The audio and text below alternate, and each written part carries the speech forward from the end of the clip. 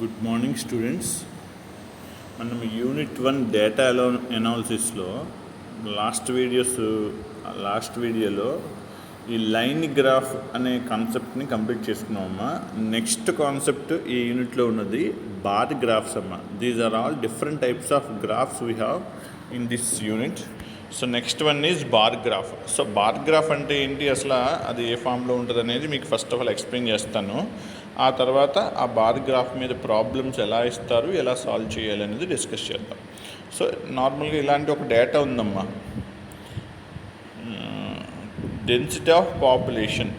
So 1901లో density of population అనేది 77 ఉందంటమ్మా. అదే 1911కి వచ్చేటప్పటికి ఆ పాపులేషన్ అనేది 82 అయింది. అలా 2001కి వచ్చేటప్పటికి డెన్సిటీ ఆఫ్ పాపులేషన్ అనేది 324 అయిందమ్మా. ఇది ఒక డేటా అంతే. సో ఈ డేటాకి బార్ గ్రాఫ్ని మనం ఎలా డ్రా చేయాలి అని మనం జనరల్గా డిస్కస్ చేస్తే, అసలు బార్ గ్రాఫ్ డ్రా చేయవలసిన నెసెసిటీ ప్రాబ్లమ్స్లో ఎక్కడ ఉండదమ్మా. బట్ ఆ బార్ గ్రాఫ్స్ ఎలా క్రియేట్ చేస్తారనే ఐడియా కోసం మీకు ఇక్కడ చెప్తున్నాం అంతే. సో ఇచ్చిన నెంబర్ ఆఫ్ ఇయర్స్ని 1901, 1911, 1921, 1931 అలా 2001 వరకు అలా ఇచ్చిన ఇయర్స్ని ఎక్స్ యాక్సిస్ మీద, అలాగే డెన్సిటీ ఆఫ్ పాపులేషన్ ఇచ్చారు కదా, అది వై యాక్సిస్ మీద మనం కన్సిడర్ చేసుకున్నాము.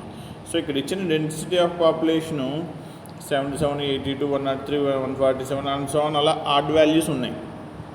బట్ దాన్ని ఒక ఆర్డర్లో మనం రిప్రజెంట్ చేయడం కోసం 0 to 50, 50 to 100, 100, 150, 200, 250, 350 అలా ఒక ఆర్డర్లో పాపులేషన్ వై యాక్సిస్ మీద, నెంబర్ ఆఫ్ ఇయర్స్ని ఎక్స్ యాక్సిస్ మీద తీసుకుని bar graph of that given డేటాని మనం ఎలా డ్రా చేయాలి అంటే, ఈ 1901లో డెన్సిటీ ఆఫ్ పాపులేషన్ 77 అమ్మ. ఇక్కడ క్లియర్గా తెలుస్తుంది. సో ఇక్కడ 50కి 100కి మధ్యలో 77 అనేది ఉంటుంది.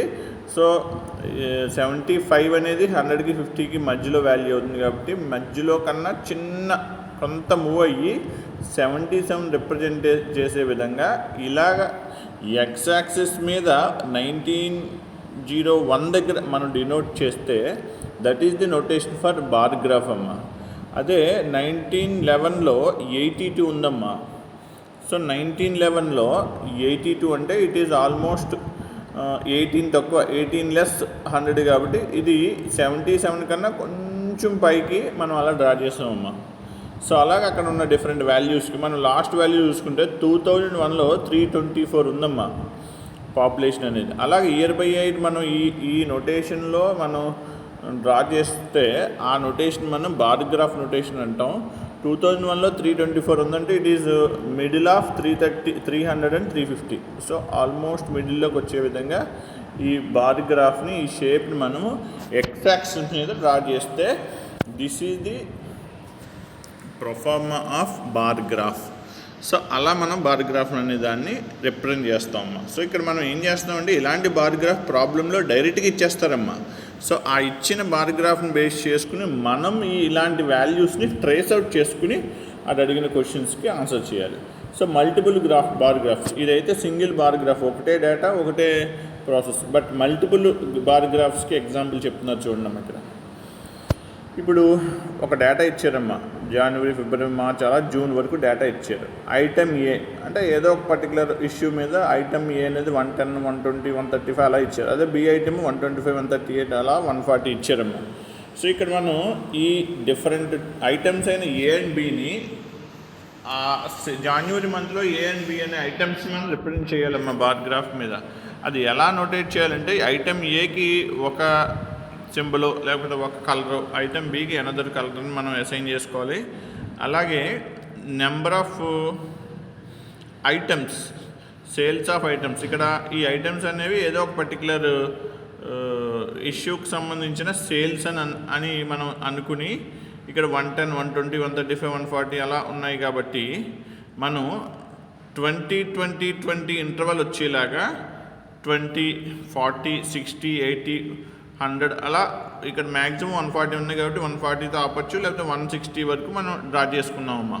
సో ఈ ఐటమ్స్ని వై యాక్సిస్ మీద, ఈ మంత్స్ని ఎక్స్ యాక్సిస్ మీద జాన్, ఫెబ్, మార్చ్, ఏప్రిల్, మే, జూన్ అని ఎక్స్ యాక్సిస్ మీద కన్సిడర్ చేసుకుని ఇక్కడ ఉన్న ఐటమ్స్కి మనం ఈ బార్ గ్రాఫ్ని రొటేట్ చేస్తున్నామమ్మా. జనవరి మంత్లో ఐటమ్ ఏ 110 అమ్మా.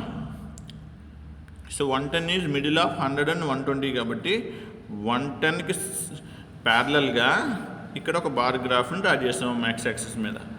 సేమ్ అదే మంత్లో ఐటమ్ బి 125 అమ్మా.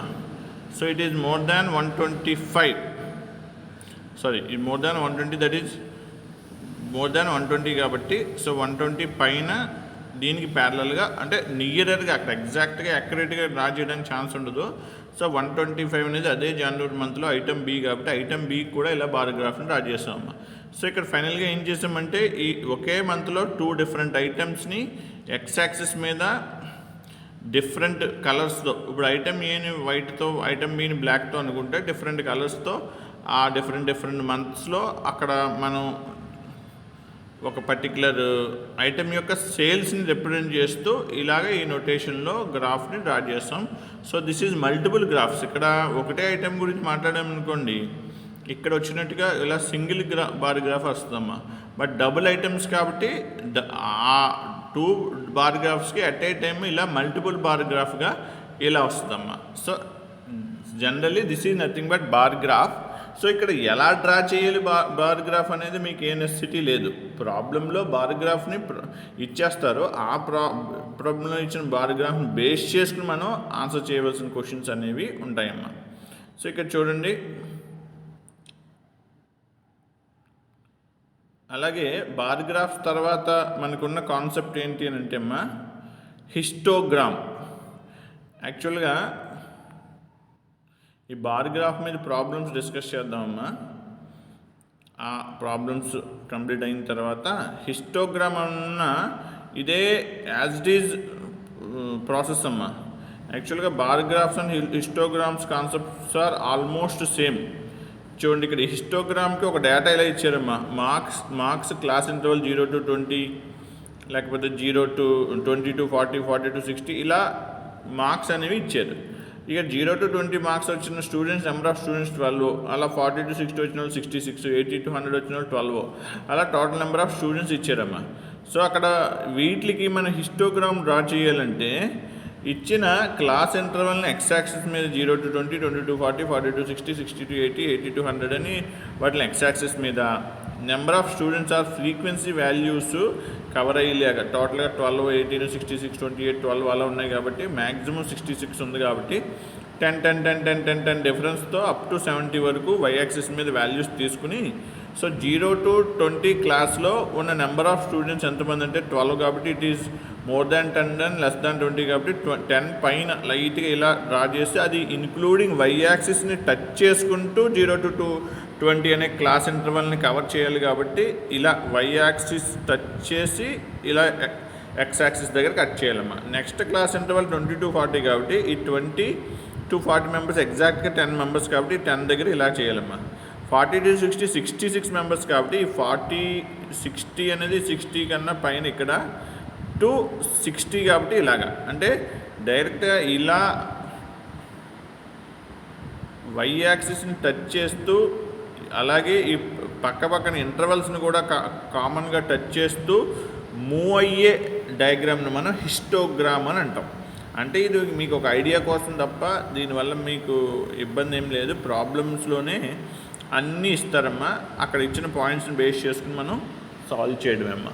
సో ఇక్కడ చూడండి, ఇప్పుడు వరకు డిస్కస్ చేసిన బార్ గ్రాఫ్స్ అండ్ హిస్టోగ్రామ్ సంబంధించి ఇక్కడ ఒక ప్రాబ్లం డిస్కస్ చేద్దాం. చూడండి అమ్మా, studying the following bar graph carefully to answer these questions. So ఈ బార్ గ్రాఫ్ని క్లియర్గా స్టడీ చేసి అడిగే క్వశ్చన్స్కి ఆన్సర్ చేయమంటున్నారమ్మా. ఇక్కడ ఏం చెప్తున్నారు అంటే marks obtained by 5 students in physics and chemistry. ఈ బార్ గ్రాఫ్లో ఏమి ఇస్తున్నారంట, 5 స్టూడెంట్స్ వాళ్ళు ఈ 2 సబ్జెక్ట్స్లో గెయిన్ చేసిన ఆ 2 సబ్జెక్ట్స్లో వాళ్ళకి వచ్చిన మార్క్స్ అనేవి ఇక్కడ ఇస్తున్నారమ్మా ఈ బార్ గ్రాఫ్లో. ఇక్కడ చూడండి, ఎక్స్ యాక్సిస్ మీద స్టూడెంట్స్ ఇచ్చారమ్మా. పి అనే ఒక స్టూడెంట్, క్యూ అనే అనదర్ స్టూడెంట్, ఆర్ అనే అనదర్ స్టూడెంట్, ఎస్ టీ అనే ఈ 5 స్టూడెంట్స్ని మనం ఎక్స్ యాక్సిస్ మీద కన్సిడర్ చేసుకున్నామమ్మా. సో మార్క్స్ అనేవి యాక్చువల్గా 0, 20, 40, 60, 80 అలా 20 మార్క్స్ వేరియేషన్ ఉండేలాగా 0, 20, 40, 60, 80, 100, 120, 140 అని వై యాక్సెస్ మీద ఈ బార్ గ్రాఫ్లో ఆ స్టూడెంట్స్ గెయిన్ చేసిన మార్క్స్ని తీసుకున్నారమ్మా. సో ఇక్కడ వాళ్ళే ఈ డయాగ్రామ్ ఇచ్చారు. ఇక్కడ ఫిజిక్స్ అనేది dark and bar graph, chemistry అనేది white and bar graph. So ఇక్కడ మనం ఒకసారి అబ్జర్వ్ చేస్తే పి అనే స్టూడెంటు ఫిజిక్స్ సబ్జెక్ట్లో ఎన్ని మార్క్స్ గెయిన్ చేశాడంటే 130 మార్క్స్ అమ్మ. ఎందుకంటే ఇది ఎగ్జాక్ట్గా 120కి 140కి మధ్యలో ఉన్న లైన్ టచ్ చేస్తుంది కాబట్టి obviously the student P got 130 marks in the physics. అదే స్టూడెంట్కి కెమిస్ట్రీలో ఎన్ని వచ్చినాయి అంటే కెమిస్ట్రీలో 80కి 100కి మధ్యలో ఉన్న ఈ లైన్ దగ్గర టచ్ అయింది కాబట్టి ఆ బార్ గ్రాఫ్ ఈ గాట్ 90 మార్క్స్. అలా ఆర్ అనే స్టూడెంట్, ఎస్ అనే స్టూడెంట్, టీ అనే స్టూడెంట్స్ ఫిజిక్స్లో ఎన్ని మార్క్స్ గెయిన్ చేశారు, కెమిస్ట్రీలో ఎన్ని మార్క్స్ గెయిన్ చేశారు అనేది ఈ బార్ గ్రాఫ్ నుంచి మనకి క్లియర్గా అర్థమైపోద్దమ్మా. ఇప్పుడు ఎస్ అనే స్టూడెంట్ చూడండమ్మా, ఎస్ అనే స్టూడెంట్ గెయిన్ చేసిన ఫిజిక్స్ మార్క్స్ 70 అమ్మా. అదే స్టూడెంట్ కెమిస్ట్రీలో గెయిన్ చేసిన మార్క్స్ 120 అమ్మా. ఇప్పుడు టీ అనే స్టూడెంట్కి ఫిజిక్స్లో ఎన్ని వచ్చినాయి అంటే 50 మార్క్స్ వచ్చినాయమ్మా. మీరు ఇక్కడ ఉన్న బార్ గ్రాఫ్ ప్యారలల్గా ఏ వాల్యూని ఇండికేట్ చేస్తుంది, ఎగ్జాక్ట్గా 140నా లేకపోతే 100నా లేకపోతే 100కి 120కి మధ్యలోని ఈ లైన్ దేన్ని రిప్రజెంట్ చేస్తుందని దాన్ని బేస్ చేసుకుని ఆ స్టూడెంట్ ఆ కన్సర్న్ సబ్జెక్ట్లో ఎన్ని మార్క్స్ గెయిన్ చేశాడు అనేది ఈ బార్ గ్రాఫ్ నుంచి చాలా క్లియర్గా అర్థమవుతుందమ్మా.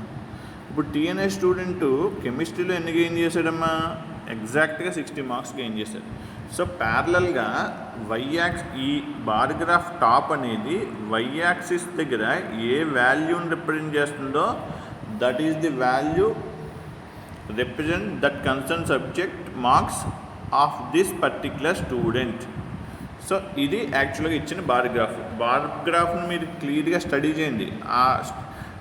అక్కడ ఇచ్చిన ఇన్ఫర్మేషన్ ఏంటి అనేది అర్థం అవ్వకుండా ప్రాబ్లమ్స్ సాల్వ్ చేయడానికి మాత్రం ట్రై చెయ్యొద్దమ్మా. సో అక్కడ ఇచ్చిన ఇన్ఫర్మేషన్ క్లియర్గా అర్థమైంది అనుకున్న తర్వాత ఆ బార్ గ్రాఫ్ మీద ఇచ్చిన క్వశ్చన్స్ ఏంటి అనేది ఒకసారి స్టడీ చేయండి అమ్మా. అంటే వీడియో వినేటప్పుడు మీరు ఫాలో అయినా అవ్వకపోయినా మళ్ళీ ఈ టేబుల్ని క్లియర్గా స్టడీ చేసిన తర్వాత నేను చెప్పే వీడియోని వినడానికి ట్రై చేయండి. చూడండి, మార్క్స్ అప్టైన్ ఫస్ట్ క్వశ్చన్ అమ్మా. Marks obtain by S student in chemistry is what percentage of the total marks obtain by all the students in chemistry. ఇప్పుడు ఎస్ అనే ఒక స్టూడెంట్ ఉన్నాడమ్మా, తనకి ఫిజిక్స్లో కొన్ని మార్క్స్ వచ్చినాయి, కెమిస్ట్రీలో కొన్ని మార్క్స్ వచ్చినాయి, సమ్ మార్క్స్ ఆ టేబుల్ నుంచి మనకు తెలుసు. అయితే ఎస్ అనే స్టూడెంట్ కెమిస్ట్రీలో వచ్చిన మార్క్స్ యొక్క పర్సంటేజ్ అనేది percentage of the total marks obtain by all the students in chemistry. కెమిస్ట్రీలో మిగిలిన అందరికీ వచ్చిన మార్క్స్తో కంపేర్ చేస్తే మిగిలిన అందరూ ఉన్నప్పుడు ఎస్ అనే స్టూడెంట్ కూడా వచ్చేస్తాడమ్మా. ఎస్ అనే స్టూడెంట్కి అసలు కెమిస్ట్రీలో ఎన్ని మార్క్స్ వచ్చినాయి, 120 మార్క్స్ వచ్చినాయి.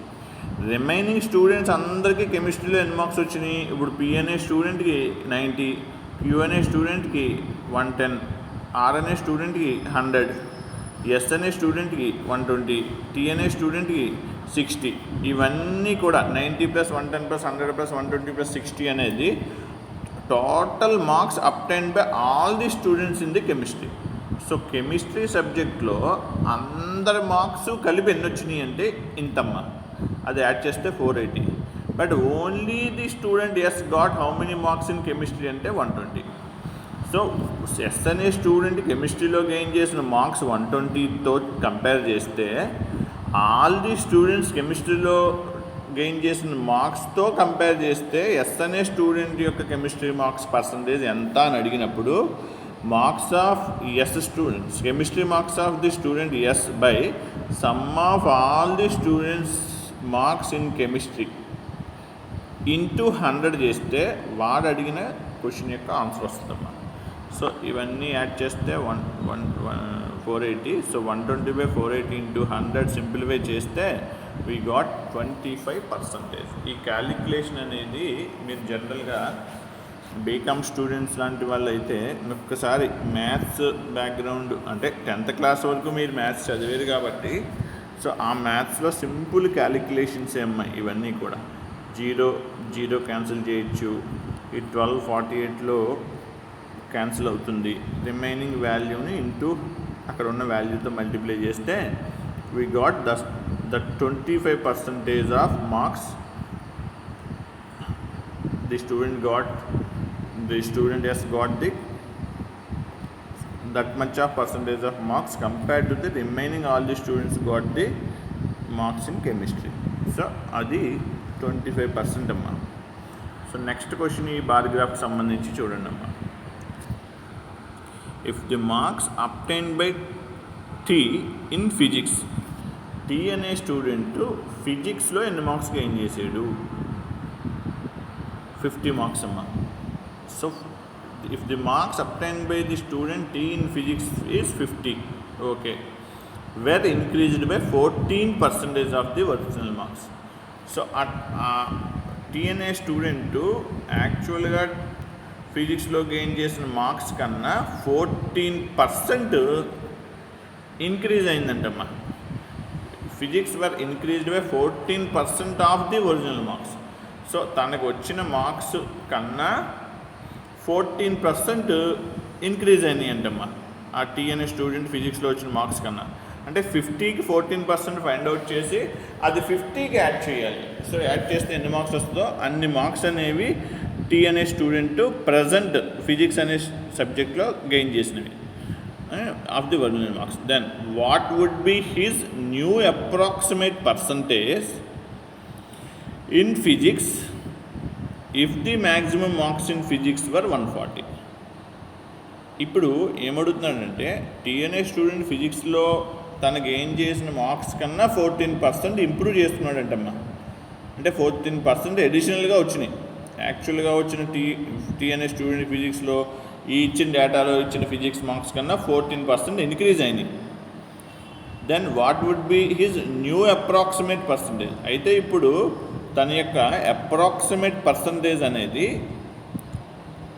ఫిజిక్స్లో ఎంత అంటే ముందున్నది వేరు, బట్ ఇప్పుడు ఇంక్రీజ్ అయిన తర్వాత అప్రాక్సిమేట్ పర్సంటేజ్ ఎంత అని అడుగుతున్నాడు. అది అడుగుతూ అది ఫైండ్ అవుట్ చేయాలంటే మనకి అసలు ఫిజిక్స్ ఎన్ని మార్క్స్కి అనేది కూడా కావాలి. కాబట్టి in physics if the maximum marks in physics were 140, ఇప్పుడు 140 మార్క్స్కి ఫిజిక్స్ ఎగ్జామ్ అయితే ఆ ఫిజిక్స్ ఎగ్జామ్లో స్టూడెంట్కి 50 మార్క్స్ వచ్చినాయి అమ్మ.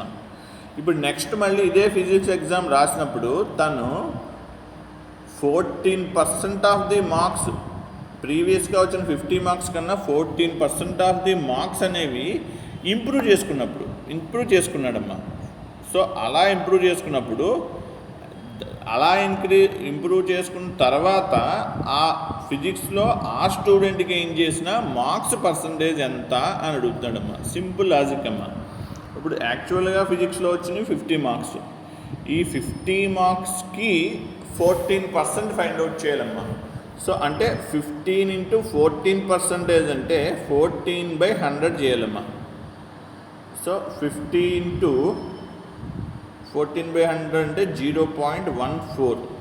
సో 50 into 0.14 అంటే 7 అమ్మ. 15 0.14తో మల్టిప్లై చేస్తే వీ గాట్ 7. అంటే యాక్చువల్గా 50 మార్క్స్, అందులో 14% అంటే 7 మార్క్స్. సో 7 మార్క్స్ తన ప్రీవియస్ మార్క్స్ కన్నా ఇంప్రూవ్ చేసుకున్నాడు. అంటే ఫిజిక్స్లో 50 వస్తే ఇప్పుడు తను ఇంప్రూవ్ చేసుకున్న మార్క్స్ని 50కి యాడ్ చేస్తే వచ్చేది ఎంతమ్మా? 50 ప్లస్ ఇంప్రూవ్ చేసుకున్న 7 marks. Now the marks of T student in physics is 57 marks amma. So 57 marksకి 57 marks పెరిగినప్పుడు అంటే మార్క్స్ ప్రీవియస్ మార్క్స్ కన్నా పెరిగినప్పుడు ఆ పెరిగిన పర్సంటేజ్ ఎంత అని అడిగాడు కదా. So that is required percentage.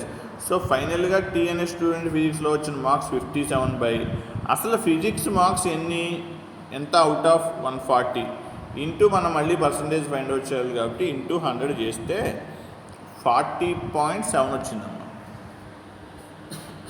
40.7 అంటే ఆల్మోస్ట్ ఈక్వల్ టు 41 కాబట్టి సో తన improved percentage in the subject physics is 41% అమ్మా. 14% ఇంప్రూవ్ చేసుకున్నప్పుడు ప్రీవియస్ ఫిజిక్స్ మార్క్స్ కన్నా తన పర్సంటేజ్ ఆఫ్ ఫిజిక్స్ మార్క్స్ ఎంత వచ్చిందంటే 41% వచ్చిందమ్మా. సో అది క్వశ్చన్ కొంచెం టిపికల్గా ఉండొచ్చు, బట్ అర్థం చేసుకుంటే చాలా ఈజీ. సో అది కొంచెం క్లియర్గా క్వశ్చన్ చదువుకుని దాన్ని బట్టి ఫాలో అవ్వండమ్మా. నెక్స్ట్ ఇదే బార్ గ్రాఫ్లో ఉన్న నెక్స్ట్ క్వశ్చన్ ఏంటంటే అమ్మా, fill in the blank space in order to make the sentence correct as per the given information. Total marks obtained by T in both the subjects together is more than the marks obtained by. ఇప్పుడు ఏమంటున్నారంటే ఈ బ్లాంక్ని fill చేసే option చూడండి ఇక్కడ అంటున్నారమ్మా. ఇప్పుడు ఇక్కడ blank ఏంటి అంటే fill in the blank space in order to make the sentence correct. ఈ సెంటెన్స్ కరెక్ట్ అవ్వాలంటమ్మా, ఈ కింద ఇచ్చిన ఇన్ఫర్మేషన్ కరెక్ట్ అవ్వాలంట. ఆ కరెక్ట్ అవ్వాలి అంటే కింద ఆప్షన్ ఏది దానికి సూటబుల్ అవుతుందని అడుగుతున్నారు. Total marks obtained by T in both the subjects together. T అనే స్టూడెంట్ 2 సబ్జెక్ట్స్లో కలిపి ఎన్ని మార్క్స్ సంపాదించాడు? టీ అనే స్టూడెంటు ఫిజిక్స్లో 50 మార్క్స్ని, కెమిస్ట్రీలో 60 మార్క్స్ని, అంటే 50 + 60 అంటే 110 మార్క్స్ని 2 సబ్జెక్ట్స్లో కలిపి టీ అనే స్టూడెంట్స్ గెయిన్ చేశాడమ్మా. Total marks obtained by T in both the subjects. 2 సబ్జెక్ట్స్లో టీ గెయిన్ చేసిన marks is more than the marks obtained by. So ఇప్పుడు 2 సబ్జెక్ట్స్లో టీ గెయిన్ చేసిన ఎంత అంటే 110 అమ్మా. ఆ 2 సబ్జెక్ట్స్లోని గెయిన్ చేసిన 110 is more than the marks obtained by. అవి ఎక్కువ అంటమ్మా. ఇక్కడ ఉన్న సెంటెన్సెస్లో ఉన్న దానికన్నా ఇవి ఎక్కువ అవ్వాలి. అంటే ఇప్పుడు ఇక్కడ ఉన్న సెంటెన్సెస్లో 110 కన్నా తక్కువగా ఉండే వాల్యూ ఉంటేనే ఈ సెంటెన్స్ని ఇది కరెక్ట్ అవుతుంది. అంటే 2 సబ్జెక్ట్స్లో టీ అనే పర్సన్కి వచ్చిన మార్క్స్ 110 అయినప్పుడు ఈ సెంటెన్స్ కరెక్ట్ అవ్వాలంటే ఈ 110 ఎక్కువ అవ్వాలంటే ఈ బ్లాంక్లో పెట్టేవి 110 కన్నా తక్కువ అవ్వాలి. సో అలా తక్కువగా ఉండే ఆప్షన్ ఈ 5 ఆప్షన్స్లో ఏంటి అనేది మనం 1 by 1 చూడాలమ్మా. So Q in chemistry. Q అనే స్టూడెంట్కి కెమిస్ట్రీలో వచ్చిన మార్క్స్ ఎన్ని? ఎగ్జాక్ట్గా 110, నాట్ మోర్ దాన్ 110. సో అది దాన్ని కరెక్ట్ చేయట్లేదమ్మా. అంటే ఈ సెంటెన్స్ క్యూ కెమిస్ట్రీలో గెయిన్ చేసిన మార్క్స్ని కన్సిడర్ చేసుకుంటే ఈ బ్లాంక్ స్పేస్లో అది కరెక్ట్ అవ్వట్లేదమ్మా. Next R in physics. R అనే స్టూడెంట్కి ఫిజిక్స్లో వచ్చిన మార్క్స్ ఎన్ని? ఆర్ అనే స్టూడెంట్కి ఫిజిక్స్లో 80 మార్క్స్ వచ్చినాయమ్మా. సో ఈ బ్రాకెట్లో మనం అంటే మీరు మిగిలినవి కూడా అనాలిసిస్ చేసుకోండి అమ్మా. వీడియో ల్యాగ్ అయిపోతుందని చెప్పట్లేదు. ఈవెన్ 3, 4, 5 చూసుకున్నా ఇక్కడ లెస్ దాన్ 110 అంటే మోర్ దాన్ 110 అవ్వాలి అని అంటే ఇది లెస్ దాన్ 110 అవ్వాలి. ఇదే ఎక్కువ అవ్వాలి అంటే తక్కువ అవ్వాలి కదమ్మా. సో ఇక్కడ R in physics is got 80 marks. So ఇక్కడ ఈ బ్లాంక్ స్పేస్లో 80 మార్క్స్ తీసుకుంటే it is 110 is more than that 80 కాబట్టి ఆర్ ఇన్ ఫిజిక్స్ అనే ఆప్షన్ అనేది ఈ బ్లాంక్ని కరెక్ట్ చేస్తుంది. అంటే బ్లాంక్లో ఆ కండిషన్ తీసుకోవడం ద్వారా ఈ సెంటెన్స్ కరెక్ట్ అవుతుంది కాబట్టి ఆప్షన్ 2 అనేది కరెక్ట్ అమ్మ. రిమైనింగ్ 3 ఆప్షన్స్ మీరు ఒకసారి చెక్ చేసుకోండి, బట్ ఆ కండిషన్ అయితే కరెక్ట్ చేయలేవమ్మా. So option is 2. Next question చూడమ్మా. What is the respective ratio between the total marks obtained by P in physics and chemistry? P అనే స్టూడెంట్కి ఫిజిక్స్ అండ్ కెమిస్ట్రీలో వచ్చిన మార్క్స్ టుగెదర్ 2 కలిపితే total marks obtained by T in physics and chemistry. T అనే student యొక్క physics and కెమిస్ట్రీలో వచ్చిన 2 మార్క్స్ని కలిపినప్పుడు వాటి యొక్క రెస్పెక్టివ్ రేషియో అనేది ఎలా ఉంటుందని అడుగుతున్నాడు. ఇప్పుడు పీ అనే పర్సన్ ఫిజిక్స్లో గెయిన్ చేసిన 110, కెమిస్ట్రీలో గెయిన్ చేసిన 90 అమ్మ. సో ఆ 2 కలిపితే 130 + 90 220 అమ్మ. అదే టీ అనే స్టూడెంట్ ఫిజిక్స్లో గెయిన్ చేసిన మార్క్స్ 60, కెమిస్ట్రీలో గెయిన్ చేసిన మార్క్స్ 50. సో ఆ 2 యాడ్ చేస్తే 110 అమ్మ.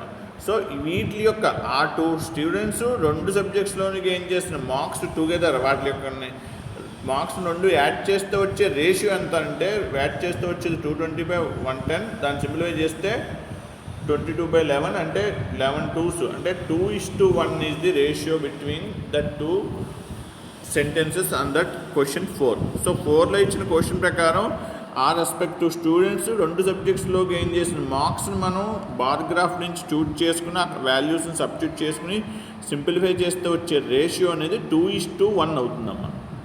సింపుల్. అక్కడ క్వశ్చన్ పెద్దగా కనిపిస్తుంది కానీ అక్కడ ఏమీ లేదు. ఆ బార్ గ్రాఫ్లో ఆ స్టూడెంట్స్ గెయిన్ చేసిన మార్క్స్ ఒక్కదాన్ని తీసుకుని సింప్లిఫై చేస్తే we got the required ratio. Then finally 5th question అమ్మ, what is the respective ratio between the total marks obtained by Q and S together in chemistry? కెమిస్ట్రీలో Q అనే స్టూడెంట్కి ఎన్ని marks వచ్చినాయి, ఎస్ అనే స్టూడెంట్కి ఎన్ని మార్క్స్ వచ్చినాయి? క్యూ అనే స్టూడెంట్కి కెమిస్ట్రీలో 110, ఎస్ అనే స్టూడెంట్ కెమిస్ట్రీలో 120 వచ్చినాయి. మీ బార్గ్రాఫ్లో చూడండి. క్యూ అనే స్టూడెంట్కి కెమిస్ట్రీలో 110, ఎస్ అనే స్టూడెంట్కి కూడా కెమిస్ట్రీలో 120 బార్గ్రాఫ్లో క్లియర్గా ఉంది. సో ఆ బార్గ్రాఫ్ నుంచే ఈ వాల్యూస్ తీసుకోవాలమ్మా. సో క్యూ అనే స్టూడెంట్కి అండ్ ఎస్ అనే స్టూడెంట్కి ఆ రెస్పెక్టివ్ కెమిస్ట్రీలో వచ్చిన 2 మార్క్స్ని యాడ్ చేస్తే 230 అమ్మ. నెక్స్ట్ ఏమంటున్నారంటే పి అండ్ ఆర్ అనే స్టూడెంట్స్ ఫిజిక్స్లో వచ్చిన మార్క్స్ ఎన్ని? పి అనే స్టూడెంట్కి ఫిజిక్స్లో బార్గ్రాఫ్లో చూడమ్మా క్లియర్గా 130, ఆర్ అనే స్టూడెంట్కి ఫిజిక్స్లో 80.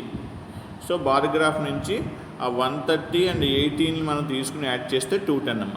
ఇప్పుడు ఏం అడుగుతున్నారు అంటే what is the respective ratio? Same ఆ 2 యాడ్ చేయగా వచ్చిన వాల్యూకి ఈ 2 యాడ్ చేయగా వచ్చిన వాల్యూకి రేషియో అడిగారంటే సింపుల్గా division 230/210. If you simplify that 0 zeros will cancel. 23:21 అంటే 23/21 అన్న 23:21 అన్న ఒకటేనమ్మా. అలా నోటేట్ చేయడము డిఫరెంట్ అంతే. సో అక్కడ అడిగిన రిక్వైర్డ్ రెస్పెక్టివ్ రేషియో ఎంత అంటే 23:21. సో ఇక్కడ మనం ప్రాబ్లమ్స్ చేసేది, ఇక్కడ మనం ఏదో క్యాలిక్యులేట్ చేసేది అనేది చాలా తక్కువ ఉంటుందమ్మా. సో ఇచ్చిన డేటాలో బార్ గ్రాఫ్లో ఇచ్చిన ఇన్ఫర్మేషన్ని క్లియర్గా స్టడీ చేసుకుని ఆ బార్ గ్రాఫ్లో నుంచి ఆ అడిగిన క్వశ్చన్స్ యొక్క రెస్పెక్టివ్ ఆన్సర్స్ని ఆన్సర్ చేయడమే మనం ఈ bar graph and line graph లేకపోతే వేరే పై చార్ట్స్ అని ఈ డిఫరెంట్ గ్రాఫ్ కాన్సెప్ట్స్లో చేసేవి ఇలాగే ఉంటాయి. ఆల్మోస్ట్ ఒక బార్ గ్రాఫ్ ఇస్తే 5 క్వశ్చన్స్ ఇస్తే అమ్మా, అవుట్ ఆఫ్ 5 4 క్వశ్చన్స్ డెడ్ ఈజీగా ఈ బార్ గ్రాఫ్ చూసి ఆన్సర్ చేసేసే విధంగా ఉంటాయి. 1 or 2 క్వశ్చన్స్ అనేవి కొంచెం టఫ్గా ఉంటాయమ్మా. ఆ క్వశ్చన్ గురించి ఎక్కువ ఆలోచించకుండా ఈజీగా అయ్యే క్వశ్చన్స్ మీద కాన్సన్ట్రేట్ చేస్తే మీకు సింపుల్ అమ్మ ఈ మోడల్ కూడా. సో నెక్స్ట్ కాన్సెప్ట్ని నెక్స్ట్ వీడియోలో చెప్తానమ్మా. Thank you.